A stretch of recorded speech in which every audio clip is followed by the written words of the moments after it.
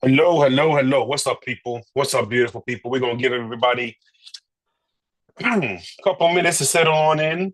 Uh, haven't gone solo in quite a long time. I don't like going solo. It's weird going solo, but we're going solo. I don't know if anybody's gonna pop on. I don't know if Jake one's gonna pop on or anybody for that matter. But if anybody does pop on, we will make sure we get everybody on. Just gonna share the link a few places, wait for a few people to settle in, and go from there.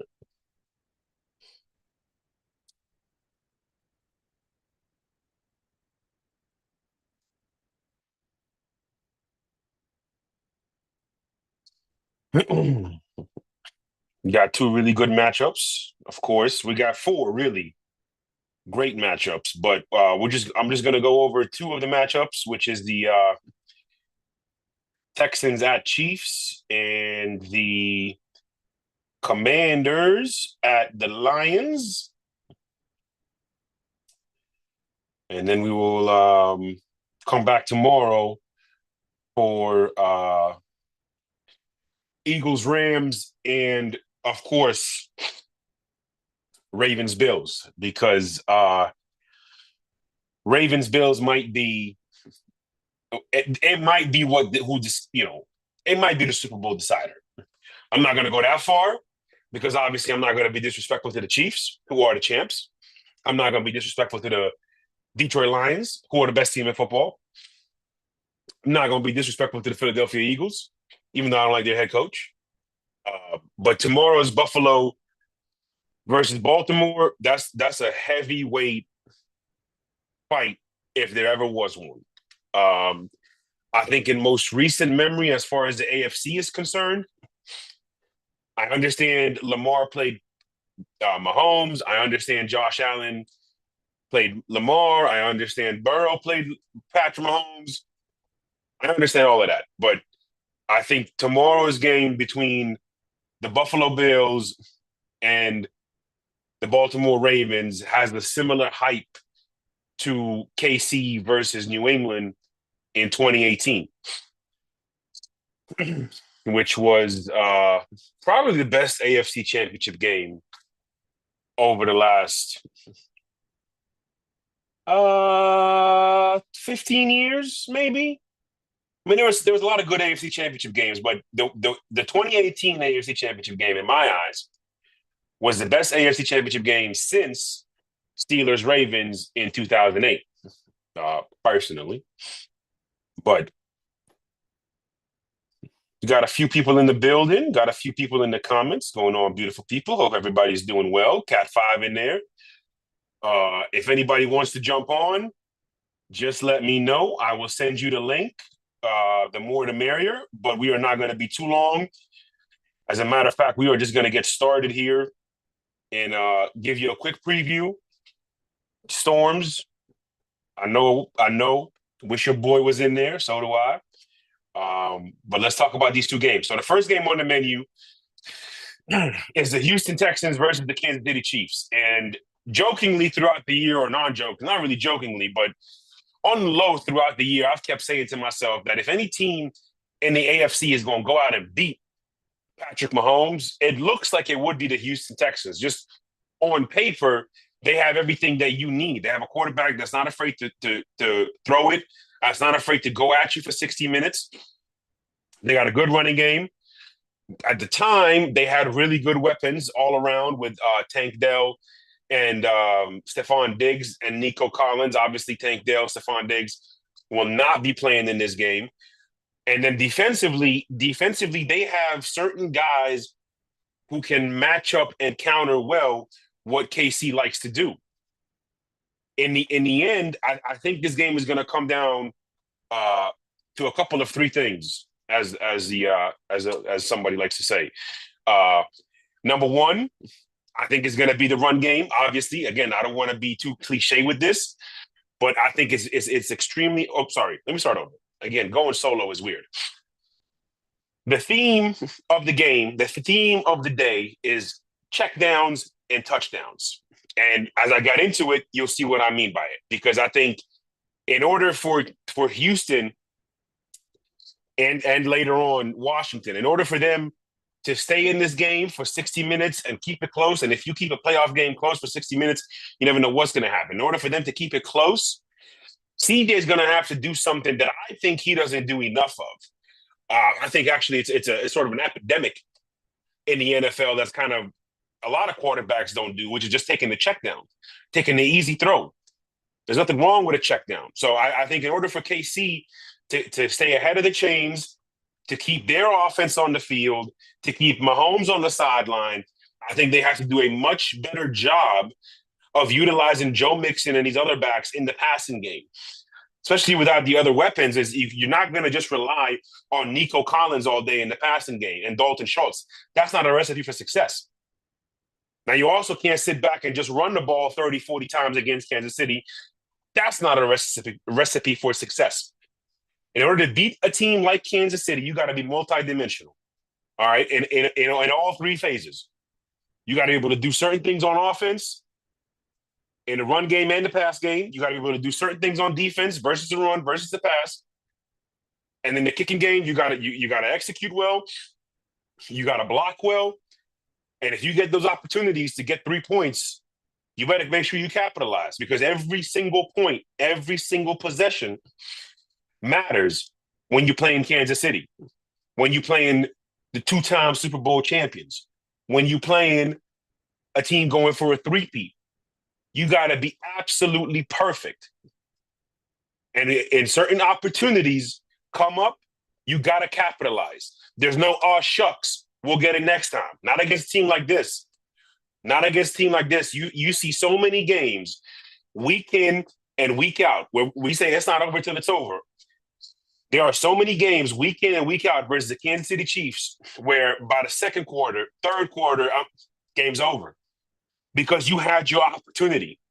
Whether you had your opportunity to go up, whether you had your opportunity to put in that dagger, and you don't take advantage. And if you get behind and you start chasing the game against a team like this, you got no shot. Absolutely no shot. They're too well coached. They execute too damn well, and they got too many good players who not only know how to win ball games, who not only know how to win ball games in January, they know how to win championships. And you got a team like the Houston Texans, who I think, to me, were like probably the biggest underdogs heading into these playoffs, simply off of the fact that I don't think they have that football maturity that we talk about. I just don't see it in them. I think they're a year or two away from getting to that position where we can say, okay, this team now knows how to win football games. And I think they're still far from that. But you're here. You're in the dance. You have your opportunity now. It doesn't matter what I think. It doesn't matter what anybody thinks. It doesn't matter what PFF says, what Next Gen Stats says, what Don Orlovsky says. None of it matters. You have your opportunity today. And at the end of the day, when you got two professional teams going at it for one game, 160 minutes, anything can happen. But in order for those anything can happen moments to happen, you got to handle certain bread and butter moments. You got to have certain things that you know, okay, I can go in this well over and over and over again, and more often than not, it's going to feed me well. So, a couple things that I'm going to give it, because obviously, for a team like Kansas City, what do they need to do to win this game? Just go out in the fucking field and play. Excuse my French. That's my one cuss word for the day. What does Kansas City need to do? Just go out and play. Go out and do what you do and execute, and you'll win. So it's not about what Kansas City needs to do. It's about what Houston has to do. It's about what Houston has to do to not only have a chance to win this game, they got to make it competitive at the very least. So they got to do certain things to make it competitive that's going to get them to a point where they can possibly win it. Here they are. Number one, Kansas City loves running the ball between the tackles. That is, we talk about bread and butter. That's their bread and butter. They want to run the ball between the tackles. Whether they're successful at it or not, that's what they want to do. Houston The one good thing they have going for them is they are pretty damn good at defending the run in between the tackles. And that's going to come down to those two edge players making sure they set the edge very well, make sure they funnel those running backs into the gaps they want to get them in there, and for those linebackers to clean up and make good tackles. So that's the first step. The first step is they cannot have Kareem Hunt getting 4, 3, 5 yards over and over and over. They got to make sure when they run the ball inside, they got to keep it inside and limit those yards and cause negative yardage. That's number one. Number two, Kansas City is, I think, they're top 5. I don't know where they are, but they're top 5 in yards after catch. Why? Because Mahomes gets the ball out on time. That's number one. Number two, they got speed. Worthy, Hollywood Brown. Those are very fast guys. But more importantly, Mahomes gets it out on time and where it needs to be. And then in situations where he's holding on to the ball, extending the pocket, extending the play breaks down. KC is not just a random scramble with this offense.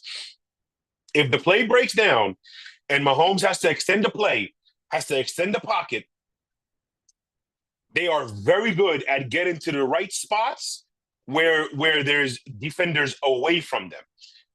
And that's another thing. Like he'll extend the play, give a little dump off. All of a sudden, there's nobody around Travis Kelce. There's nobody around Noah Gray. There's nobody around DeAndre Hopkins. So for Houston, we talked about tackling, how important tackling is going to be in the run game. Same thing in the passing game. They cannot allow KC to constantly get yards after the catch. They have to limit those big time. And Houston, unfortunately, has been the worst defense in terms of yards after the catch. And I think that could potentially reveal itself as their Achilles heel. They got great pass rushers, we know that. They got good corners, we know that. But none of it matters if you can't tackle. None of it matters if you're giving Mahomes little 4-yard, 5-yard dump-offs, and they're turning those into 15, 20-yard gains over and over and over again. So that's the second most important thing. And then the third thing, we talked about all the other stuff they got to do offensively, right? But Nico Collins is a huge factor in this game. Why? Because Kansas City's defense is going to put way too much stress on this Texans offense. Way too much stress. Joe Mixon has had a lot of up and down games. Started off the year hot, then there was kind of like mediocre, then there was stuff below par. Then he had a really good game last week, but he got 25 carries in order to get over 100 yards. So the Kansas City defense is going to put way too much stress on the Texans offense. They're not going to be able to just drop back 30 times.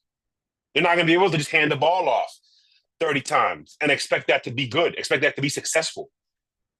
So in order for Houston, for that offense to take some stress off of the O-line, more importantly, take some stress off of your quarterback, C.J. Collins has to win those one-on-one battles with Trent McDuffie on him and Nico Collins. And C.J. Stroud has to make sure he gets him the ball. Over the regular season, Nico Collins, nobody has lined up in an isolated situation more than Nico Collins, and nobody has more catches or yards in those situations more than Nico Collins. So that is clearly a strength of his. Mano a mano, one-on-one in a phone booth, I can make it happen. Well, you go in that phone booth, you better put that Superman cape on today because they need it. They need Nico Collins more than Joe Mixon, more than C.J. Stroud, more than anybody else on this offense. Nico Collins absolutely has to have a huge impact on this football game if they want to beat the Chiefs. They got to get those easy slants, comebacks, whatever. Just certain things that'll make KC second guess, take another, whether it's second guess, whether it's keep them on their heels, whatever it is, backs them up a little bit, brings them up more, whatever it is, they got to make sure they are giving Nico the ball early and often. And he's got to be productive. And he's got to win those 50-50 matches, and he's got to come down with the ball. Because, again, this team is just too good. Kansas City, they're gonna collapse the pocket.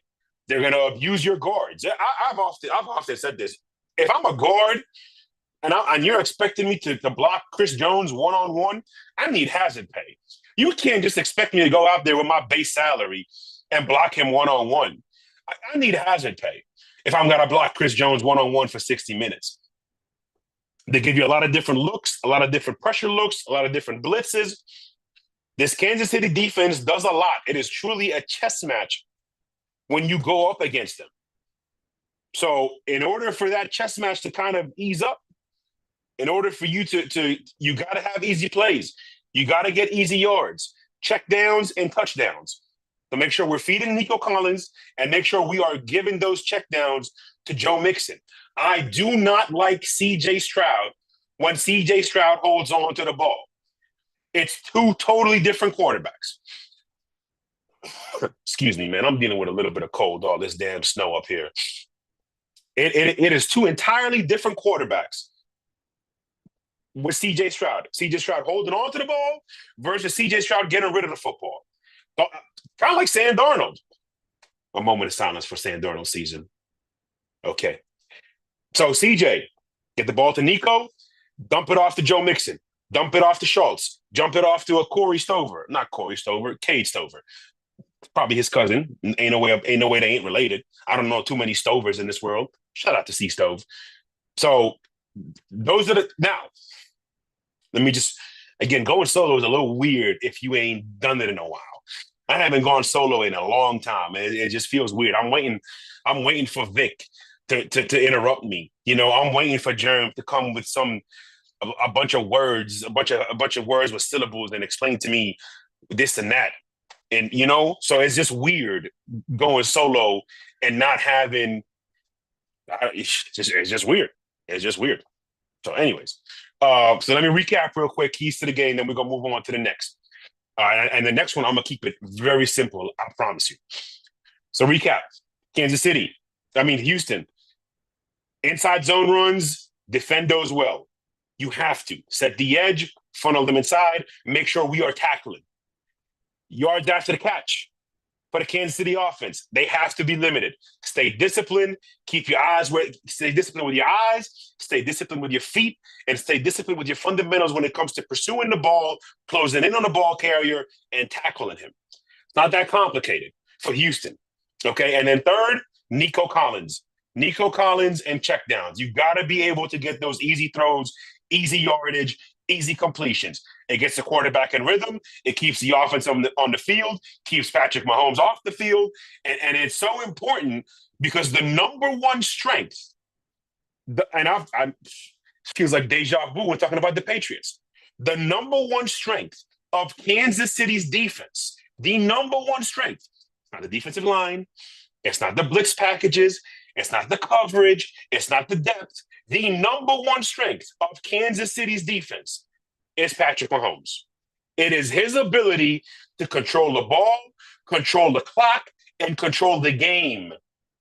So, CJ, you got to take that. You got to balance the scale a little bit.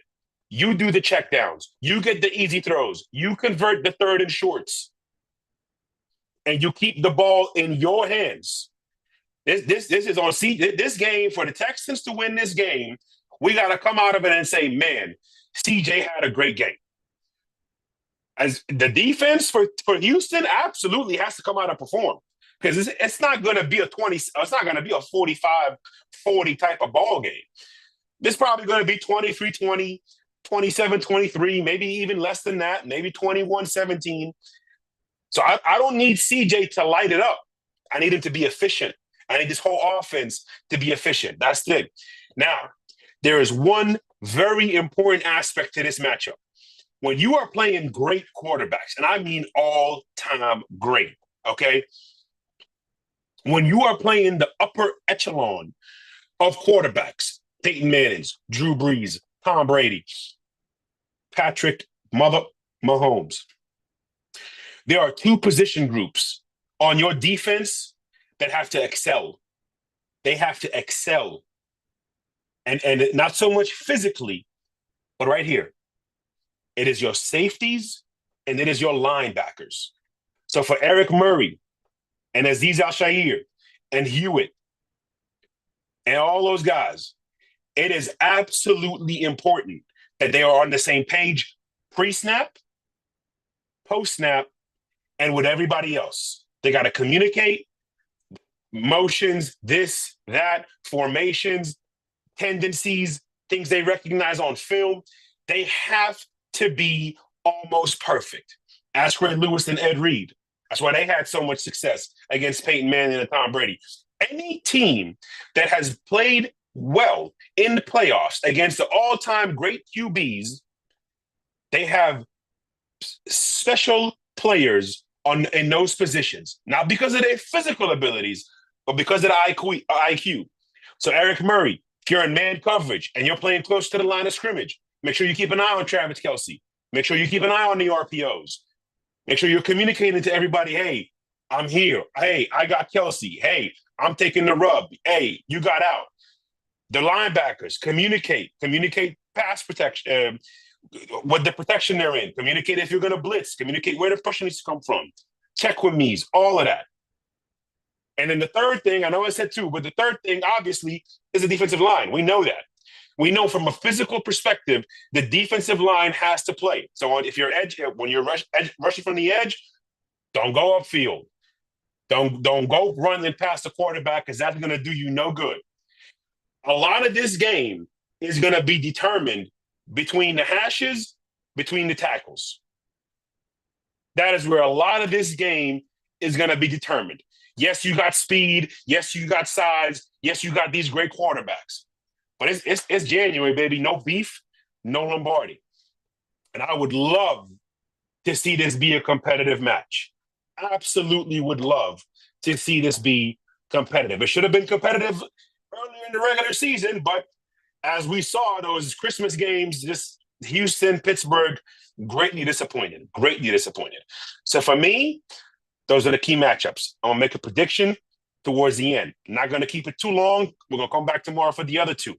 The next game, the Commanders versus the Lions, okay? Number one, all right. I'm trying to find a bet somewhere on if you can bet the under on punts. Whatever the under is, I'm probably going to take. I don't think we'll see more than one punt in this game. I really don't. I really, really don't. It wouldn't shock me if Dan Campbell said, hey, punter, we're not even going to make you on the active roster. They might go into the game without an active punter on the roster. You got two head coaches that, number one, are tone setters. That, number two, are culture changers. Shout out to Dan Quinn. Like, you got to give Dan Quinn his flowers, man. Forget 28-3. I understand 28-3, okay? That is forever going to be a blemish on his resume, on Kyle Shanahan's resume, on the entire city of Atlanta. It is going to be a forever blemish. We get that. We understand that. But Dan Quinn, look at the defense he had in Seattle and that type of culture that was. Look, he went to Atlanta, changed the culture in Atlanta. They made a Super Bowl. Became the defensive coordinator for Dallas. Changed the entire culture, tone, and body language of that defensive room. Okay, now he's in Washington, arguably the worst football culture in the NFL over the last 30 years. Arguably. I know you got Cleveland. I know you got Jacksonville. I know you got some other places. But I think most of us will say and agree, Washington had the worst culture in the entire history of football over the last 30 years, from Pee Wee football to the NFL, okay? Dan Quinn is a culture changer and a tone setter. So is Dan Campbell.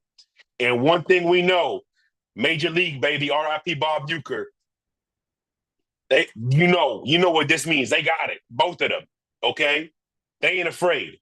And I think that is going to be a huge part of this game and how exciting this game is going to be over the course of 60 minutes. So those coaches, love them. The quarterbacks, they're so different, yet so similar. The one major similarity between both these quarterbacks, they're for the most part, gonna try to keep the ball, gonna protect the football for the most part. Jaden Daniels has his rookie things pop up, and that's fine. Has his young quarterback things pop up, that's fine. But you're not afraid to keep the ball in his hand. You're not afraid to keep the ball in Jared Goff's hand. Okay, so that's the second part of this. The third part of this, the uniqueness of the running back groups for both of these football teams. You got Jahmyr Gibbs and David Montgomery. The Sonic and Knuckle thing, I am obsessed with. I love it. I think that is one of the coolest things in football, that they call themselves Sonic and Knuckle, which grew up playing Sonic. So I think that is one of the coolest things in football. And then on the flip side of it, the Commanders with their running backs, McNichols, Eckler, and obviously Brian Robinson. There was the one game, I can't remember the game now, drawing a blank, but they came out in these two running back sets over and over and over and over. And it was arguably one of their more efficient days of offense. They were very efficient that game. They were very explosive that game. They put up a lot of points that game. And then they kept with it, and they kept running with it, and they do it often. And I think that needs to be their bread and butter, is the running backs. For both sides, obviously. But for Washington, the number one thing for Washington, same thing, checkdowns and touchdowns. Okay, they got to make sure they get both running backs, all three running backs, as a matter of fact, involved in the passing game. Jaden Daniels, you drop back, it's not there. Where's my running backs? Where's Eckler? Where's Robinson? There they are. Where is he? Where is he? For 60 minutes, I don't care if you have 25 checkdowns in this game. You got to keep your offense on the field. You got to keep your defense rested. You got to get their defense exhausted, and you got to keep that offense off the football field. Because the Detroit Lions, while they can be methodical, while they know how to matriculate the ball down the field, they can also score in a hurry, quickly. 4 plays, boom. 6 plays, boom. 80 yards, 90 yards, 75 yards. So for Jaden Daniels and this offense, very similar to the Houston Texans, checkdowns and touchdowns. Keep the ball in your hands, convert third downs, convert fourth downs, and when you get in the red area, you absolutely have to capitalize. You have to get 6 points. You cannot get 3. It's not like against KC, where KC, the points might be limited. This game is going to have some points. And in order for Washington has to keep this game shortened. They got to shorten this game as much as possible. Because if they get into a long contest of punches and bruises and this and that and clock stopping plays, you are not going to fare well against this Detroit Lions football team. They are going to run you out the building quickly. If you make reckless mistakes, if you have short drives, you are going to be ran out of that building quickly. It's going to be loud. It's going to be a very hostile environment, so that you cannot just walk in there and expect it to be another day at the office. It's not. You got to be at your absolute best today if you're the Washington Commanders. So their matchups, we know what Terry McLaurin is. I think Zach Ertz is going to be neutralized today. You got the linebackers back. You got Branch in there. They have multiple ways where they can defend their tight ends and running backs, Detroit. So if you're the Commanders, you got to make sure you are capitalizing on that. Okay, you want to put Branch and Anzalone on Robinson and Zach Ertz? Okay, Nichols. Okay, Eckler, come here. Line up on this side. Who are you going to put on this side? So you got to make sure, especially when the Lions want to play man coverage, you got to make sure you are finding the right matchups with your running backs, not with your receivers, not with your tight end, with your running backs. Texas routes, choice routes, wheel routes, get them out the backfield, screens, whatever it is. You got to get very creative in how you attack this team with your running backs if you're the Commanders. And then obviously Jaden Daniels is going to get his yards on the ground. He's going to scramble. They're going to design runs for him, and he should be effective in this game. But that's not going to be what matters in this game. What matters in this game is their ability to keep the clock rolling, to keep the chains moving, and to get 6 points. If in the first quarter they're moving the ball on the first 2 possessions, but they're settling for 6, or they're settling for 3, or they're failing to convert on 4th down and turning the ball over, get the buses warmed up. It's going to be cold in Detroit. Get the buses warmed up, get them ready to go, because you're going back home. You're going back home, and you're not going to have a happy trip back home. So that's what it is for me. I think if you're Detroit, if you're Kansas City, just go out and do what you do. Just go out and execute. I think they're going to have a miserable time trying to keep up with Amon-Ra St. Brown and Jameson Williams and Sonic and Knuckle and Sam Laporta and this offensive line that is absolutely demonstrous. They are going to have a very hard time manning up and playing against them for a full 60 minutes. You got to get creative, and you got to shorten the game, and you got to keep that offense on the sidelines. That is the only way they can win this game. They're not going to win it the way they won it against Tampa. They're not going to win it the way they beat Philly, or the way they beat Dallas, or the way they would beat any other really high-quality football team this year. They can't play timid. They got to be creative. They got to be aggressive. That is very much the keys to victory. So, to bring it back, very simple for me if you're the Commanders. Your running backs have to be the number one option in the passing game today. Those other 2 that support McLaurin, they're great. They're going to get their opportunities, but they're not going to capitalize on their opportunities if you're not at least having the defense think about what's coming out of the backfield. That's when it opens it up for De'Ami Brown. I can never say his last name. Y'all know who I'm talking about. That's the only way it opens up for them. Because you got to make sure Detroit's eyes are not just locked in on your receivers, not just locked in on your quarterback. You got to get their defense preparing and looking to defend the running backs. If you can come out early and set the tone with those running backs, in the passing game especially, then all the other things that you want to do offensively against this defense can open up. Then you can possibly start getting some explosive plays. But for me, both the Commanders and the Texans are facing the biggest uphill battles of any other opponents, any other underdogs this weekend. I know there's a lot of people in the betting world who think they're going to cover the line. The Lions are going to cover their line. The Chiefs are going to cover their line. And they very well could. They very well could. But I am going to lean more towards all 4 of these teams are obviously very well coached. But the Texans and the Commanders are also well coached teams. They're very well coached teams. And I want to believe they're going to be prepared.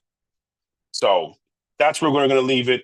Looking at the comments, live from a G14 classified location. You know what it is, Ty. Always G14 classified. This is what you keep seeing in the background pop up every now and then. I don't know if you can see it. No, you can't even see it. I'll post it in the group. It's a pretty cool thing. Bruce actually got it for me. Shout out to Bruce. He sent it to me a few years ago. It's like a stitched football, and all the team logos are on it. It's pretty cool. All right, prediction time, man. Prediction time. Houston, plus 9.5. Over-under is 40.5. Commanders are plus 8.5.